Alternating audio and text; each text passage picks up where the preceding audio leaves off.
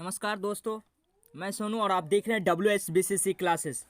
Friends, आज की इस वीडियो में जैसा कि आप लोग को मालूम है कि REET, DSS, SB, UP TET, CTET से संबंधित कक्षाएं शुरू हो चुकी है और अपने लोग इस वीडियो में जानने वाले बुद्धि लब्धि के बारे में, जी हाँ, IQ के बारे में, इंटेलिजेंस क्वोटिएंट के बारे में हम लोग जानकारी लेने वाले हैं। तो कैसे IQ निकाली जाती है इसके बारे में भी मैं बताने वाला हूँ। बुद्धि और बुद्धि परीक्षण को पूरे तरीके से हम लोग इस वीडियो के माध्यम से जानने वाले हैं, है ना। तो हमारे साथ बने रहेंगे और यहाँ से जो है कोई भी ऐसा एग्ज़ाम ना हो, रीट हो चाहे जो भी हो, कोई भी ऐसा एग्ज़ाम ना हो जिसमें जो है ये 1 नंबर का क्वेश्चन नहीं पूछा जाता है। तो बिल्कुल पूछा जाता है, तो 1 नंबर आप यहाँ से कंप्लीट कर लेंगे।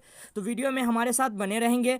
वीडियो को स्टार्ट कर लेने से पहले जो नए हैं हमारे चैनल पर, पहली बार इस वीडियो को देख रहे हैं, तो हमारे चैनल पर आ जाएँ। जी हाँ, इस तरह जो है चैनल पर आ जाना है आपको। चैनल पर आने के बाद चैनल के रेड कलर के बटन को सब्सक्राइब कर लेना है, बेल आइकन को प्रेस कर ऑल नोटिफिकेशन को ऑन कर लेना है, ताकि जैसे ही मैं ऑनलाइन आऊँ, मेरा मतलब जैसे ही कोई नया वीडियो डालूँ तो उसका नोटिफिकेशन आप तक सबसे पहले पहुँचे। बात कर लेटेस्ट अपडेट की, तो उससे पहले मैं आप लोग को बता दूं, ये जो चैनल का आइकन दिख रहा है इस पर आपको क्लिक करना है।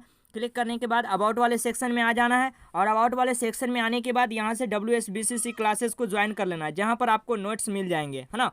लेटेस्ट अपडेट की मैं बात करूं तो यहाँ पर क्लासेस जो प्रोवाइड कराई जा रही है, देख सकते हैं यहाँ पर जीन पियाजे, कोहलबर्ग, वाइगोत्स्की का सिद्धांत मैंने बता रखा है और उसी से संबंधित यहाँ पर प्रश्नों का संग्रह देखने को मिलेगा, MCQ टाइप क्वेश्चन। तो इसे देख लीजिएगा। बिहार में वैकेंसी आने वाली है BSSC और अर्बन डिपार्टमेंट में 2649 पदों की अपकमिंग में है, देख सकते हैं इस वीडियो को।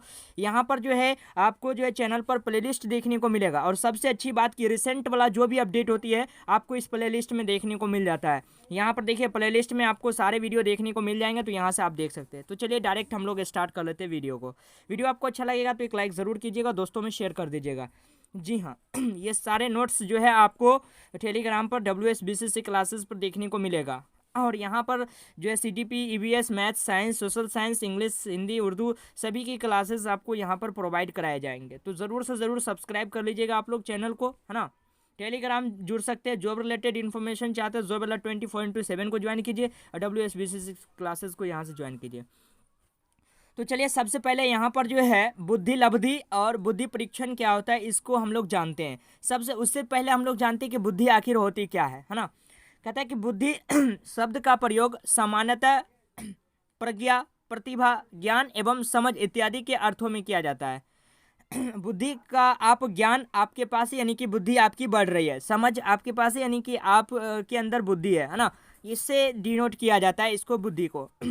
यह वह शक्ति है जो हमें समस्याओं के समाधान करने एवं उद्देश्यों को प्राप्त करने में सक्षम बनाती है। मतलब कोई प्रॉब्लम आता है, कोई प्रॉब्लम को हम लोग सॉल्व कर लेते हैं, तो ये किसके जरिए होता है? इंटेलिजेंस के द्वारा होता है, बुद्धि के जरिए होता है ना।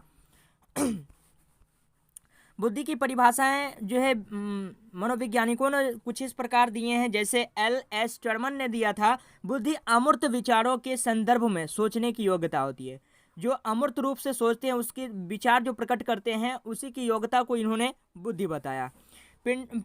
पिंटर के माध्यम से यहाँ पर जो है दिया गया है, जीवन की अपेक्षाकृत नवीन परिस्थितियों से अपना सामंजस्य करने की व्यक्ति की योग्यता ही बुद्धि कहलाती है। मतलब अपनी परिस्थितियों से सामंजस्य करने में जो योग्यता होती है वो बुद्धि कहलाती है जीवन में, ये कह रहे हैं पिंटर। उसके बाद वुडवर्थ क्या कहते हैं, इसको देख सकते हैं, बुद्धि कार्य करने की विधि है। सही बात है। बुद्धि जो होती है किसी भी कार्य करने की विधि होती है। बीने के अनुसार जो है और निर्माणकर्ता भी माने जाते हैं बुद्धि लब्धि के। याद रखिएगा, सबसे पहले परीक्षण जो किए थे बुद्धि लब्धि पर बीने ही ने किए थे। बुद्धि इन 4 शब्दों में निहित है, जैसे ज्ञान, आविष्कार, निर्देश और आलोचना, इन सभी में निहित है क्या चीज? बुद्धि।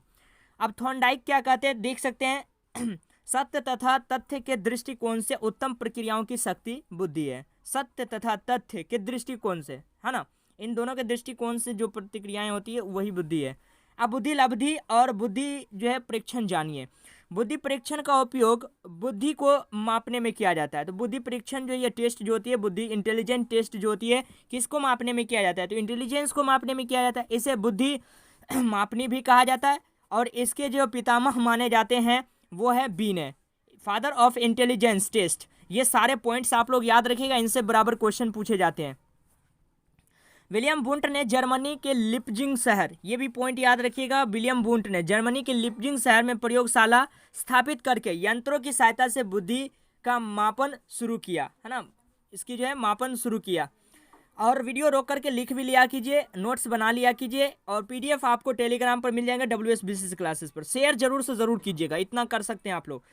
मेंटल एज यानी कि मानसिक आयु जिसको कहते हैं, ये बालक की बुद्धि से संबंधित एक अवधारणा है। आपकी बुद्धि लब्धि क्या है, बुद्धि क्या है, ये दर्शाता है आपकी मानसिक आयु, है ना। कोई बच्चे ऐसे होते हैं जो कि 7 में पढ़ रहे होते हैं और उसकी जो है 9th की एबिलिटी होती है मैथ्स बनाने की, सब्जेक्ट को डील करने की, तो ये आपकी मानसिक आयु होती है जो किसी विशिष्ट व्यक्ति एक विशिष्ट आयु में बौद्धिक रूप में प्रदर्शन करता है। इसका विचार 1908 ईस्वी में अल्फ्रेड बिने ने दिया था।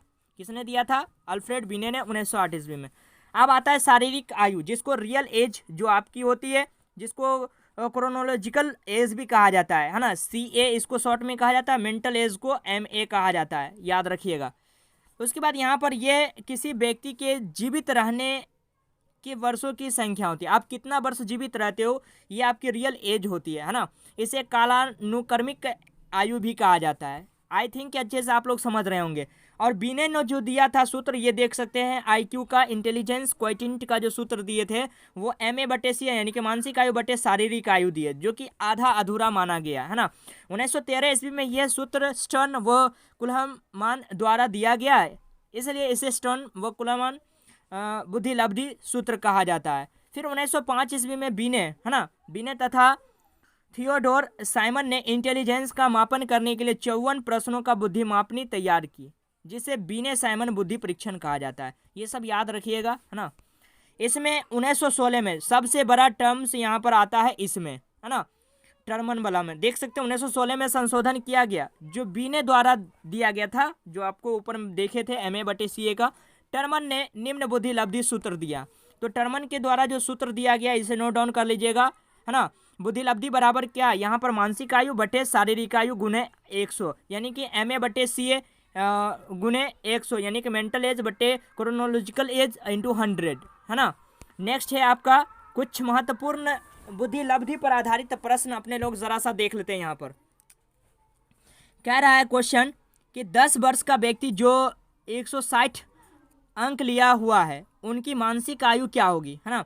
10 वर्ष का व्यक्ति 160 अंक लिया है, ये आपका हो गया IQ, और ये हो गया आपका जो है CA हो गया, है ना। तो आपकी मानसिक आयु निकालना है, तो फॉर्मूला लगाइए, क्या होता है, IQ is equal to MA/CA गुने 100।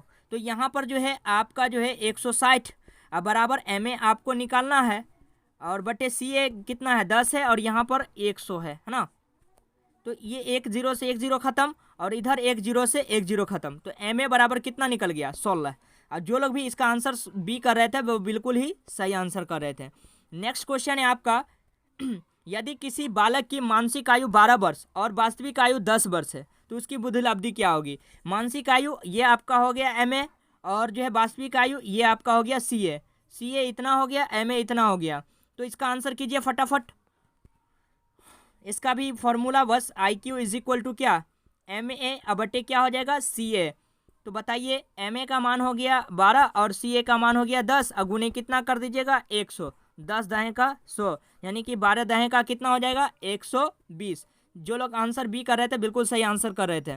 नेक्स्ट क्वेश्चन है, ये क्वेश्चन को भी सॉल्व कीजिए आप लोग। ये सीटेट नवंबर 2012 में पूछा गया। 16 वर्षीय बच्चा बुद्धि, है ना, बुद्धि लब्धि परीक्षण में 75 अंक प्राप्त करता है, उसकी मानसिक आयु क्या होगी। तो ये CA आपका हो गया क्रोनोलॉजिकल एज, और ये आपका IQ हो गया। तो मेंटल एज निकाल सकते हैं, तो IQ इज इक्वल टू क्या हो गया बताइए, तो मेंटल एज बटे क्रोनोलॉजिकल एज इंटू 100 हो जाएगा, है ना। तो IQ हो गया 75, मेंटल एज आपको निकालना है, क्रोनोलॉजिकल एज हो गया 16, और यहाँ हो जाएगा 100। देखिए 4 चौका 16 और 25 चौका 100, 25 तिया 75, और ये 4 और 3 इधर जो है मल्टीप्लाई हो जाएगा, तो 4 तिया कितना हो जाएगा, 12। जो लोग भी इसका आंसर जो है 12 कर रहे थे बिल्कुल ही सही आंसर कर रहे थे। नेक्स्ट क्वेश्चन है ना, एक बालक जिसकी मानसिक आयु 20 वर्ष है ना, उसकी बुद्धि लब्धि 100 है, तो उसकी वास्तविक आयु क्या होगी। तो ये आपका मेंटल एज हो गया, और ये आपका जो हो गया IQ हो गया, और आपको जो निकालना है क्रोनोलॉजिकल एज निकालना है। तो चलिए निकालते हैं। IQ is equal to MA बटे CA इंटू 100 हो जाएगा भाई मेरे, है ना।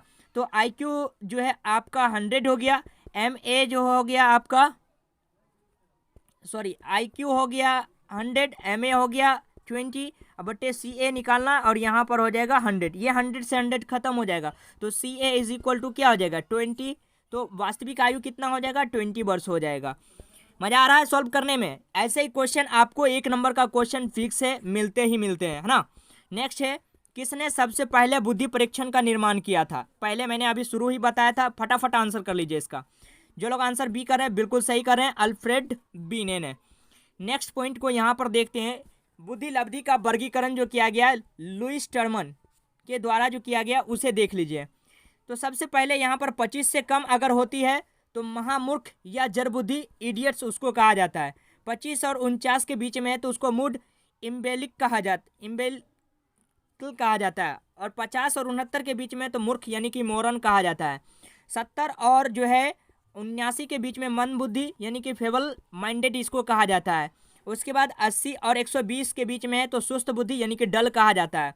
90 और 109 के बीच में तो सामान्य एवरेज कहा जाता है। औसत के बारे में बराबर पूछता है तो 90 और 109 के बीच में आप याद रखिए कि ये टर्मन के द्वारा दिया गया है।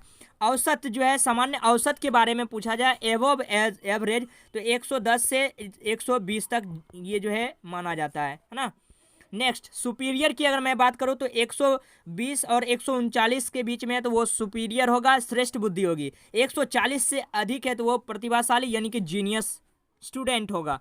नेक्स्ट पॉइंट है बुद्धि परीक्षणों की उपयोगिता के बारे में अगर हम जानें तो यहाँ से देख सकते हैं विभिन्न आयु वर्गों के लिए निर्मित परीक्षणों के माध्यम से हम बालक की बुद्धि का पता लगाकर उनके अनुकूल शिक्षा की व्यवस्था कर सकते हैं। इसी कारण से बुद्धि परीक्षण शिक्षा का महत्वपूर्ण साधन बन गए हैं। जैसे में एक एक बात को समझिएगा। सर्वोत्तम बालक का चुनाव करने में सहायता होती है, पिछड़े बालकों का चुनाव करने में सहायता होती है, अपराधी व समस्यात्मक बालकों का सुधार करने में होती है, बालकों का वर्गीकरण करने में होती है, उसके बाद बालकों का विशिष्ट योग्यताओं का ज्ञान करने में होती है, बालकों की क्षमता के अनुसार कार्य करवाने में होती है, बालकों की व्यावसायिक योग्यता का निर्माण करवाने में होती है, और बालकों की भावी सफलता का ज्ञान करवाने में होती है, अपव्यय का निवारण करने में होती है, और राष्ट्र के बालकों को बुद्धि का ज्ञान करने में होती है।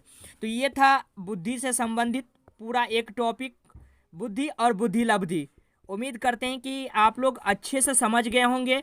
तो दोस्तों में शेयर करना तो वाजिब बनता है, शेयर कीजिए और सारे वीडियो को आप लोग देख लीजिए एक एक करके। प्लेलिस्ट आपको चैनल पर मिल ही जाएंगे देखने के लिए। यहाँ पर आइए, चैनल पर आइए। चैनल पर आने के बाद आप जो है प्लेलिस्ट वाले सेक्शन पर रिसेंट वाले में भी देख सकते हैं। 3 वीडियो यहाँ पर हमेशा अपडेट रहेगा रिसेंट वाली, और यहाँ पर प्लेलिस्ट मिल जाएगा CDP की। मिलते हैं नेक्स्ट वीडियो में नए अपडेट के साथ। तब तक के लिए bye, take care and bye bye. Stay home, stay safe.